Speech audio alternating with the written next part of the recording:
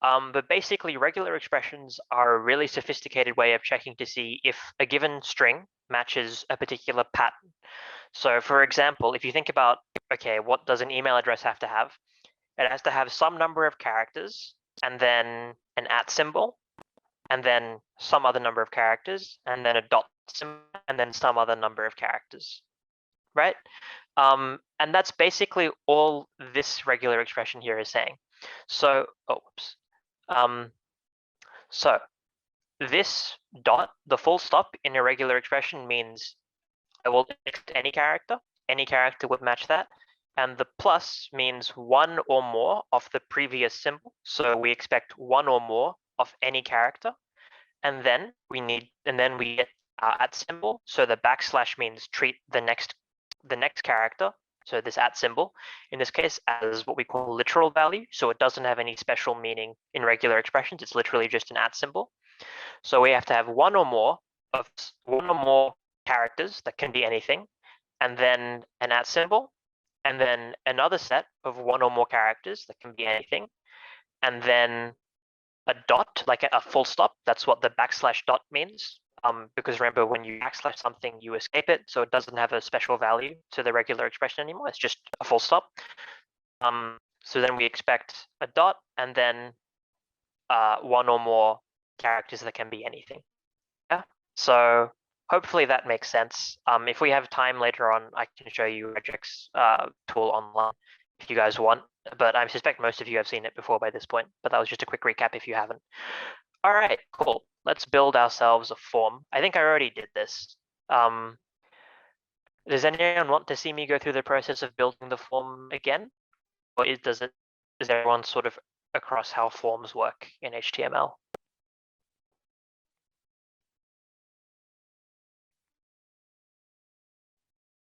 I'll go through it just quickly, just for completeness' sake. Basically, we have a label, and that label is for a particular input, which is a text input. And then we have a couple of line breaks, and then we have our text input and label. This is for our email instead. Then we have another couple of breaks, and then we have, so this input type submit is actually just a submit button. Yeah. So let me show you what this looks like. Collect, validate. Oh, whoops, no, I don't want that. I want form. So that gives us this thing, basically. We have the first text box, and so the first text box and the first label, the second text box and the second label, and this submit button. As far as why it's grayed out, we'll get to that in a minute. But yeah, cool. And now, again, I went through this last night, so I'll set it to the clean JavaScript file that has nothing in it. And let's see what we're asked to do. Okay. The submit button remains disabled until both a valid first name and valid email are entered. The state change occurs on key up of either of the input fields. Okay, so key up is another event that you can add an event in a form, whatever, you know. So key down is when the user presses a key. Key up is when that key is released and comes up. And yeah, cool. So before we get to this, let's first define some functions, because that is what we love to do. So we'll need a function for checking whether something is a valid first name. That will take in a temporary first name that might or might not be valid. And we'll do a function to check whether something is a valid email. And that will take in an email that, again, may or may not be valid. And both of these are going to return true or false. They'll return Boolean values. Cool. Alrighty. So what have we been told for a valid first name?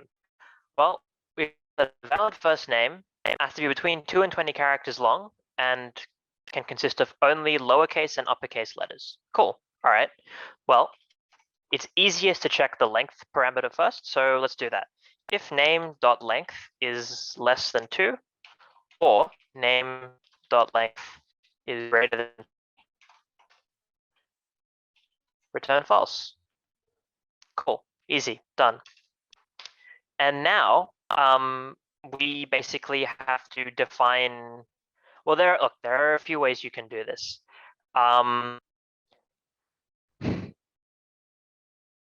We have to check that every character in the name is a lowercase or an uppercase letter. Okay. So what might be a good place to start is we'll loop through every character in the name, and then if we hit something that is not a lower or uppercase letter, then we'll return false. So how we do loops in JavaScript, I mean, there are many ways. This is called a for off loop. You'll see why. For const character off name. Very similar to in Python, you will see stuff like for I in string or something, or like for char in name, like do a thing. Exactly the same idea here. It's just the in becomes off and we have to put the brackets. Cool. So character. If character dot match, and it might be easy to say if it doesn't match a lower or uppercase letter. And so, oh, hang on, sorry. Is someone watching Friends? That's okay if you are, I don't mind, it's a pretty good show. But yeah, thank you, whoever that was. Great show though, I don't mind at all. Friends is awesome. I haven't finished it yet, so don't spoil me. Yes. Cool. Perhaps easiest to check if it doesn't match or case letter. And so we'll put this exclamation mark there, and so the exclamation mark meaning not. So if this character does not match, and then we'll just say A to Z. So if you haven't seen this before, this is another regular expression.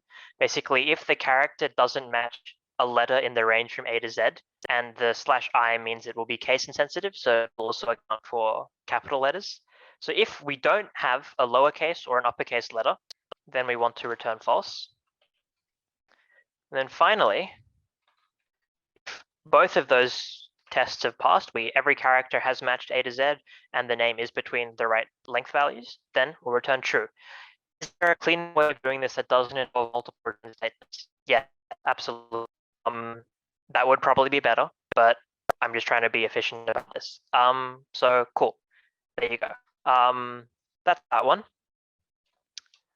And now let's do is valid email. All right, well, they gave us a regular expression to check our email against, so we can just do that. Copy this, and then we'll return. We'll just go if email dot match. Oh yeah. When you use regular expressions in JavaScript, you have to put them between two pairs of slashes. Again, if you've seen 204 and you've used things like sed, that will make a lot of sense to you. But if you haven't, it's just something you're going to have to accept. So basically, you do slash and then whatever your regular expression is, and then slash, and then you can add a modifier, which can be something like G or I, or there are a bunch of others to the end of the second slash. As much as I would love to teach you all about regular expressions because they are very cool, and I have taught 204 in the past, we don't have that much time today, so I'm going to have to leave it. And there's plenty of wonderful resources out there online if you want to learn more about them yourselves. Cool, so that's that. If we get a match, then and then if we don't, then we'll return. Oh, whoops! We'll return false. Cool. That should be good. If it's not, we'll find out in testing. Cool. Awesome. So now that we've got that done, now it's time to add our event listeners. So what we can do is, let's look at our form. All right. So we want to check document dot get element by ID, So we'll get our first name input form. We'll add an event listener. Do that.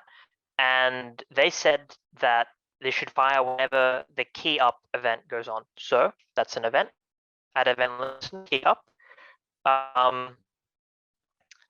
And then, okay, there are a couple of ways that we can do this.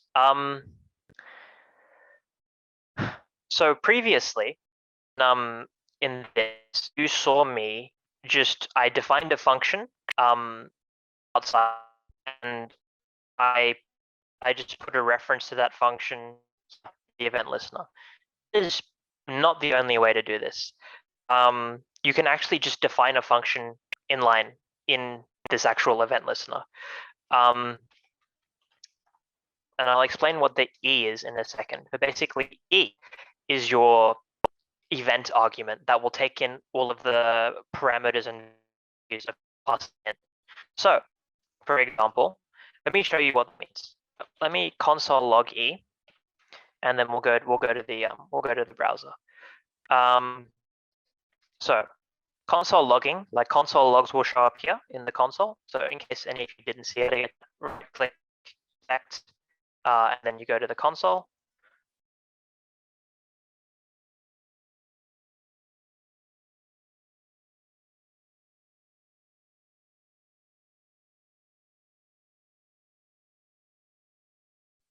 Hello, sorry, did I vanish for a minute? Hello, can everyone hear me? Am I back? Hi, sorry about that. I think, I'm not sure what happened there, but clearly my computer hates me and everything that I stand for as a person. So cool. Anyway, sorry about that. I'm back. That crashed. Okay, hang on. Let me host disabled participant screen sharing. Oh my God. All right, hang on. Yeah, all right. Hang on. I might have to just restart. I'll have to rejoin the meeting as the host. I think it kicked me out of my permission. So hang tight. I'll be back as soon as I can. Also, if for whatever reason I don't end up being able to come back, Edwina went through all these questions yesterday, and so there will be a recording up at the end of the week anyway. So you aren't missing out on anything crucial. But I'll be back as soon as I can.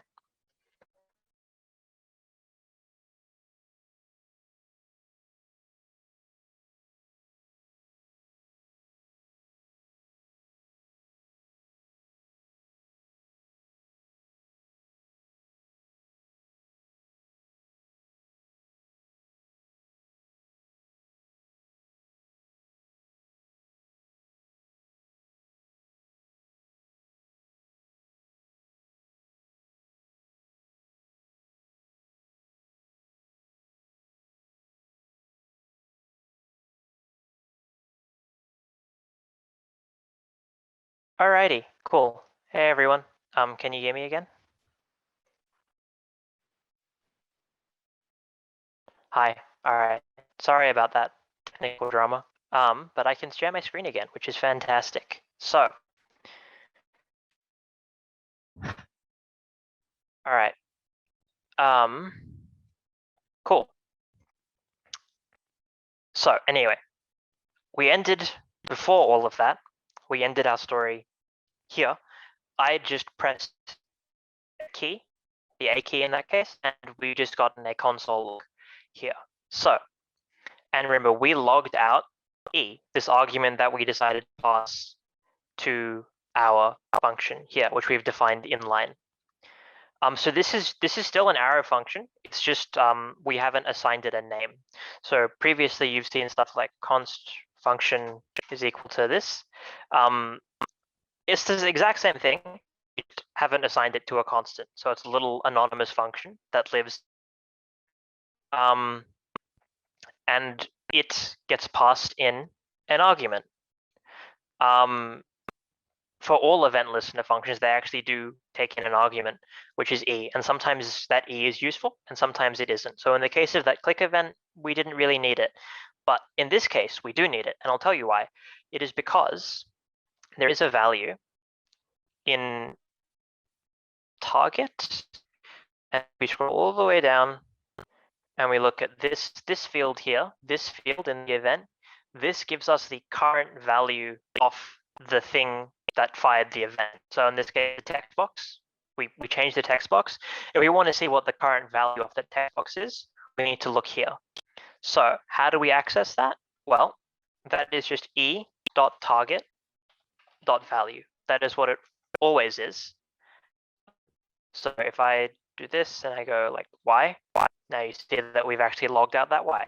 And if I go yes, now for every time that key up event fires, we log out what the complete output of what the complete value within that text field is.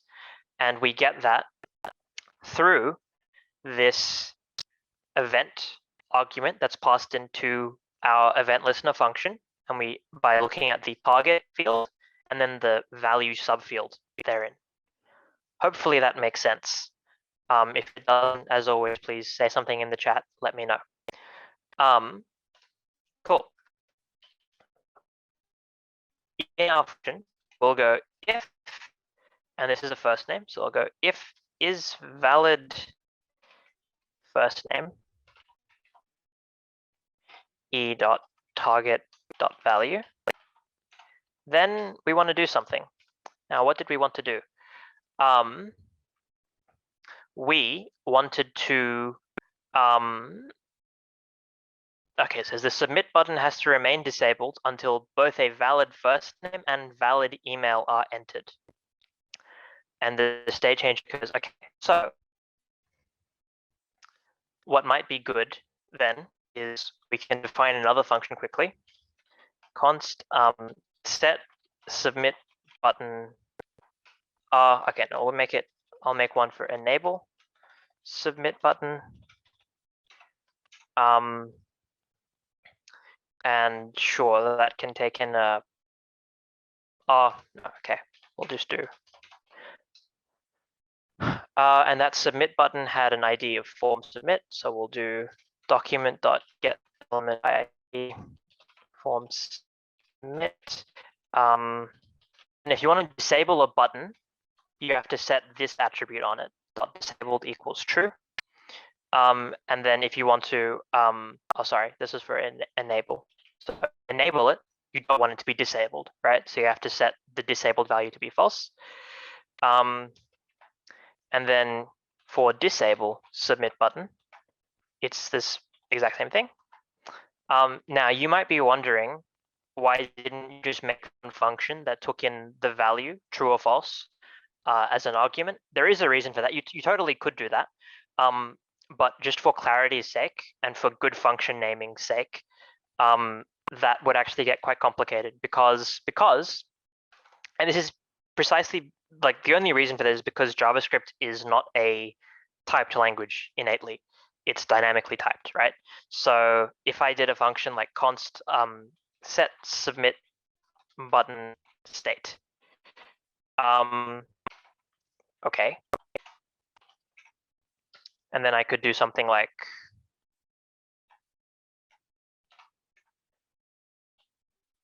where state would have to be true or false, right? Now, that's fine, but then because I can't mandate that state is true or false, I can't specify what the type of state is, then anything could get passed in. And it's actually quite easy for a program to break this way. Obviously, this is a simple example, but this is one of the many problems with untyped languages, is that when you get into more complicated areas where you can't always guarantee or you can't always know with 100% certainty what the function look like, then you can get issues like this, which show up. The computer will pick up issues faster than you will, and it's better to discover these issues while you're developing it before anything is pushed into production. So that is why, I know it was probably a bit convoluted, but I actually think this was slightly better because there's no chance of that happening. Now, if you had TypeScript and you could do something like, then that would be fine. But this is not TypeScript, so it's not fine. But yes. So if it is a valid first name, we want to enable. Oh wait, sorry, no, I stand corrected. how do we want to do this? Because the submit button, sorry, what did it say? It said until both the first value are entered. Okay, cool. What did I do here? Did I key up? Okay, that was wrong. All right, so then what might be good to do? There are a few ways we could do this.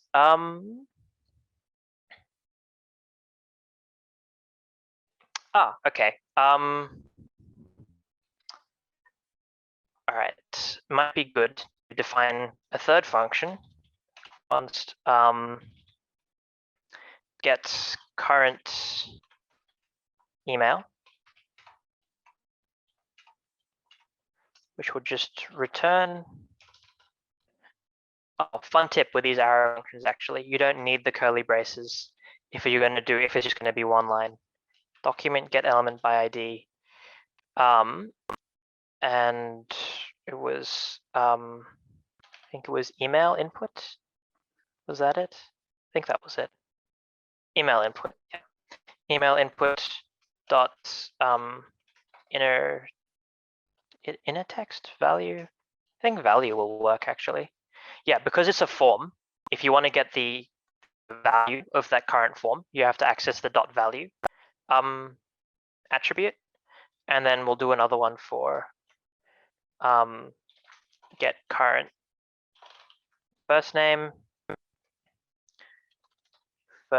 input.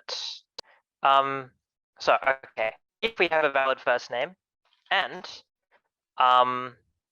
is valid email, get current email,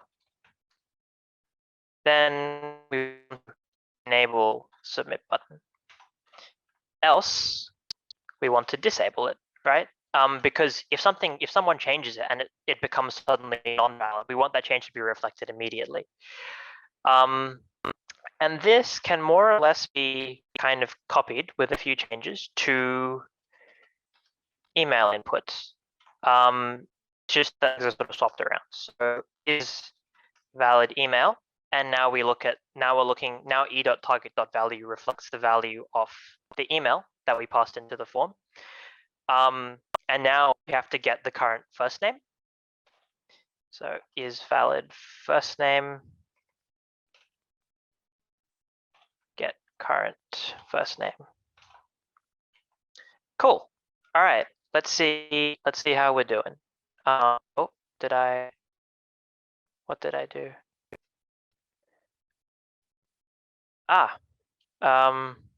Why is that screaming at me? Oh, I missed a brace. Cool. Alrighty. So we should start by disabling that. So I'll just chuck a disable submit button there. And now that is disabled by default. I go A. Cool, we have a valid email. Valid first name, sorry. And then if I go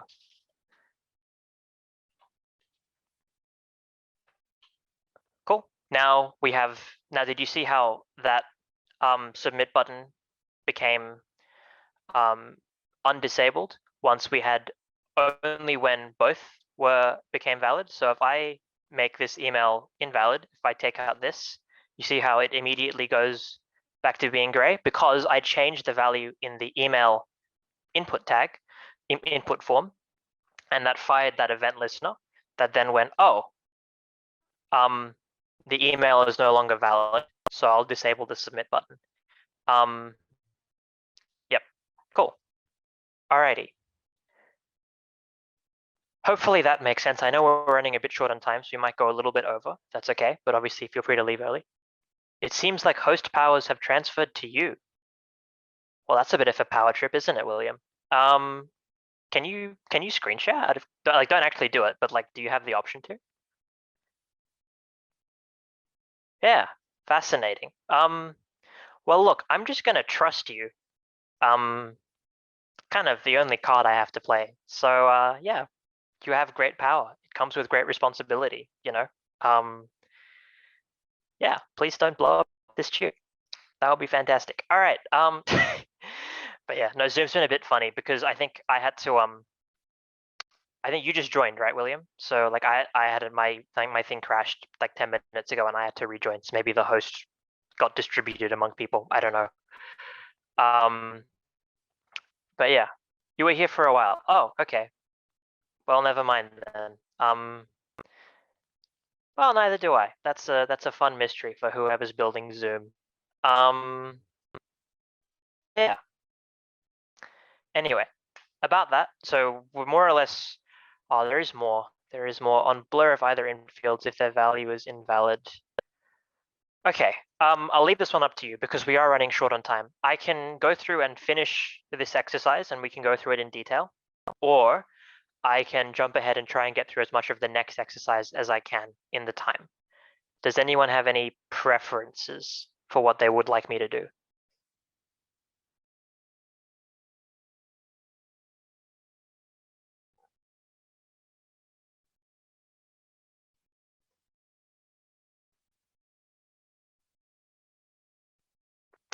Can I give you assignment advice? Um, is that something that people want generally? Can I get like a does everyone else want that? Because I'm happy to, but I'd also rather not. If people want the tutorial questions, I sort of feel like I'm more obligated to do that. Um, could I go over how to do HTTP requests in JavaScript? Yeah, I can do that.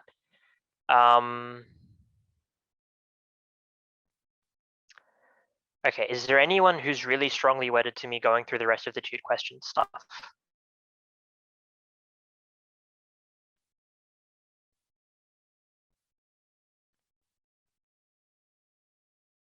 It's okay. Like, all right. I will say that obviously you have access to the solutions. They're all on GitLab, and the other tutor for COS this week, Edwina, she did manage to get through everything, and so her recording will be up by the end of the week if you want to take a look.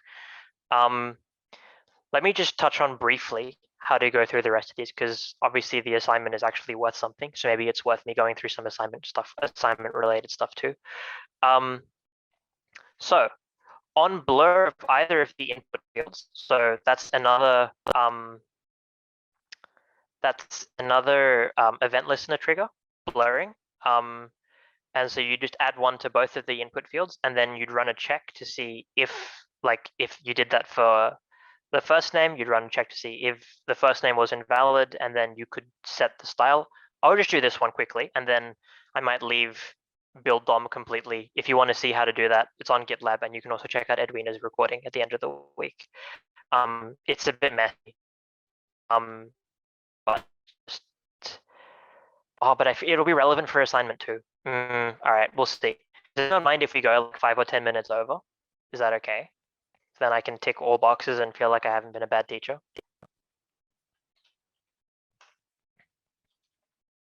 All right, I'll take your silence as it's okay.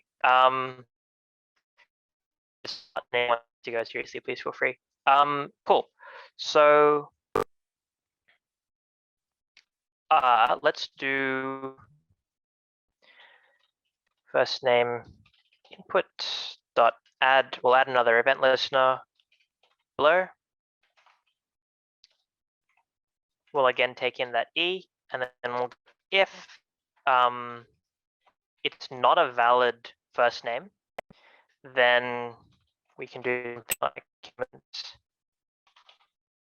get element by ID, first name input. Whoops, no, we don't want that. And then you can do dot style dot background is equal to, pretty sure just red will work. So if I do that,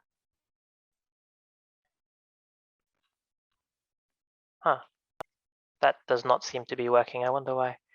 Style dot background. Did I do something? Is what first name input? What's going on here?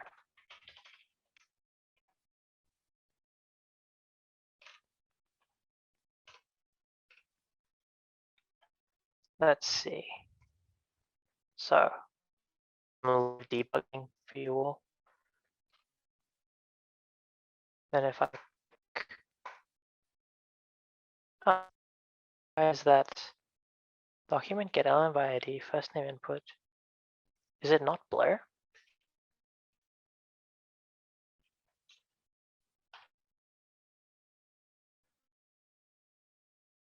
I'm fairly certain it is blur. Why are you not firing? The element by ID first name input. Oh, I'm in the wrong. I'm in the wrong. I'm in the wrong file. That makes sense. It's always something dumb like that. Cool. Let's try that again. That's if I do this and then I click off. Cool. There you go. So the blur event happens when you unfocus or you click out of a text field. And so in this case, we've turned it red because the first name wasn't valid. And then if we fix that, oh, we never added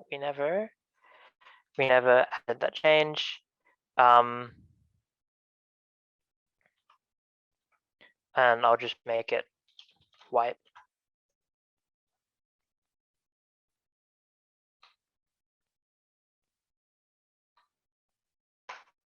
Cool. See, that's pretty straightforward, that one.